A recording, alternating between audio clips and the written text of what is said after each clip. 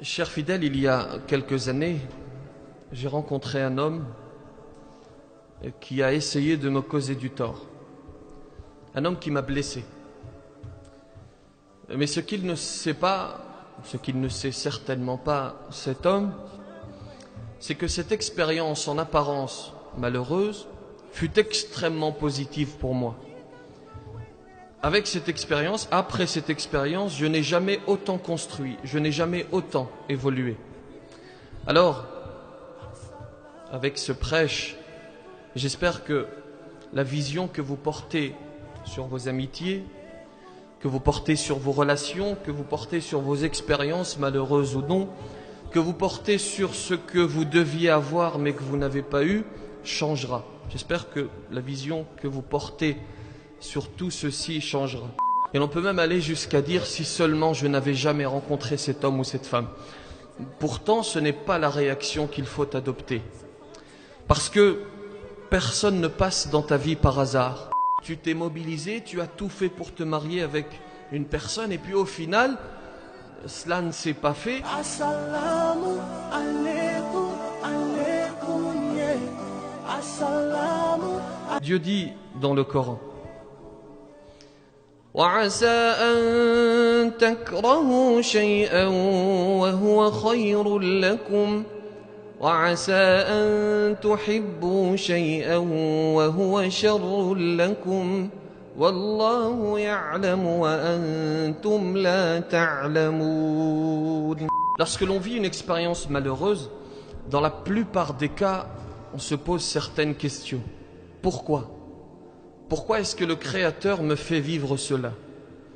Pourquoi est-ce qu'il a mis sur mon chemin cet homme ou cette femme? Et l'on peut même aller jusqu'à dire si seulement je n'avais jamais rencontré cet homme ou cette femme. Pourtant, ce n'est pas la réaction qu'il faut adopter. Parce que personne ne passe dans ta vie par hasard. C'est le sens de ce que dit Ibn Taymiyyah, rahmatullahi alayhi, lorsqu'il dit « Personne ne passe par hasard dans ta vie. Tous ont quelque chose à t'apporter. Allah le Très-Haut ne t'envoie pas les personnes que tu désires. Plutôt, il fait en sorte que celles dont tu as besoin croisent ton chemin. Il faut être certain qu'il est sage. Il faut être certain, on le sait tous bien entendu qu'il est sage, mais être certain, être conscient, c'est autre chose, c'est un autre degré.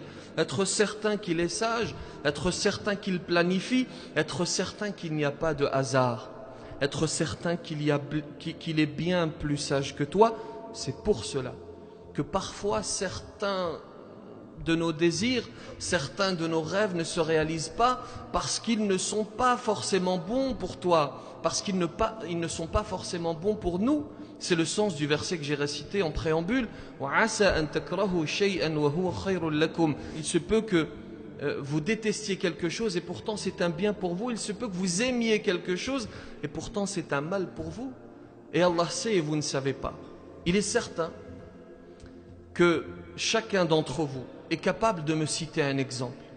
Il est certain que vous avez toutes et tous vécu quelque chose de semblable. Il t'arrive quelque chose de mauvais, sur le coup ça te fait mal et puis avec le temps tu comprends ce que la sagesse du Créateur, tu te dis Alhamdulillah, tu demandes quelque chose de positif, Dieu ne te l'accorde pas, avec le temps tu comprends, ou alors il t'arrive une catastrophe et puis avec le temps tu comprends la sagesse divine. C'est pour cela qu'il ne faut pas regretter un mariage par exemple.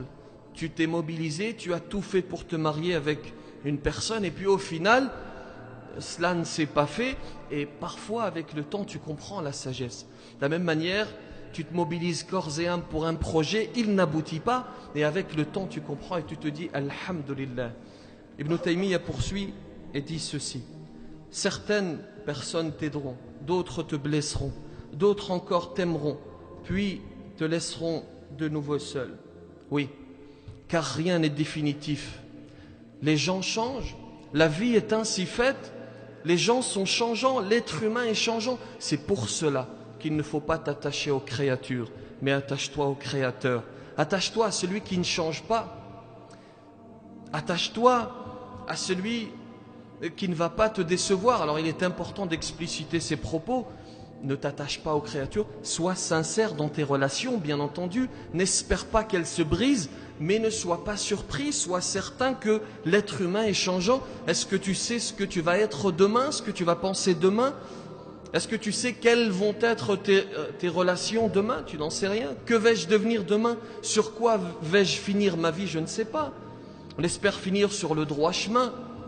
Mais nous ne sommes pas épargnés, nous sommes des êtres humains. C'est pour cela qu'il faut s'attacher à celui qui ne déçoit pas. Parce que l'être humain, parfois, voire souvent, est décevant. Attache-toi à celui qui ne te décevra jamais. Allah, tabaraka wa ta'ala. Il dit ensuite, enfin, quelques-unes d'entre elles resteront pour toujours à tes côtés. Mais toutes te laisseront un signe au fond des yeux, qui de temps en temps te fera penser à elles. Certaines personnes viennent dans notre vie comme une bénédiction, alors que d'autres viennent comme une leçon, et Allah, c'est mieux. Certaines te laisseront un signe au fond des yeux. Chacun te quittera en te laissant quelque chose. À toi de trouver cela. Chacun te quittera en te laissant un signe, en te laissant une leçon qui te servira de temps à autre. Parfois, tu rencontres des humains qui vont t'apporter énormément, qui t'apportent énormément, spiritualité, bonheur, etc.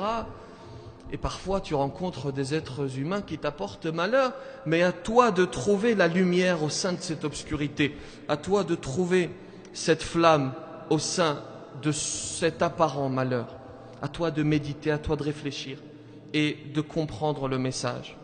De la même manière, lorsque tu divorces, ne dis jamais « j'ai perdu mon temps ». On entend beaucoup cette phrase. Lorsque deux personnes divorcent, j'ai perdu mon temps avec lui, avec elle. Ce n'est pas vrai. Tu en es sorti grandi de ce divorce, même s'il fut violent. Tu en es sorti grandi si tu arrives à comprendre, si tu arrives à réfléchir, si tu arrives à méditer. Et tu vas construire, parce que ce qui est important, c'est le futur. Ce qui est important, c'est de construire l'avenir. Et il termine en disant, on ignore celui qui tient à nous. On tient à celui qui nous ignore. On aime celui qui nous blesse et on blesse celui qui nous aime.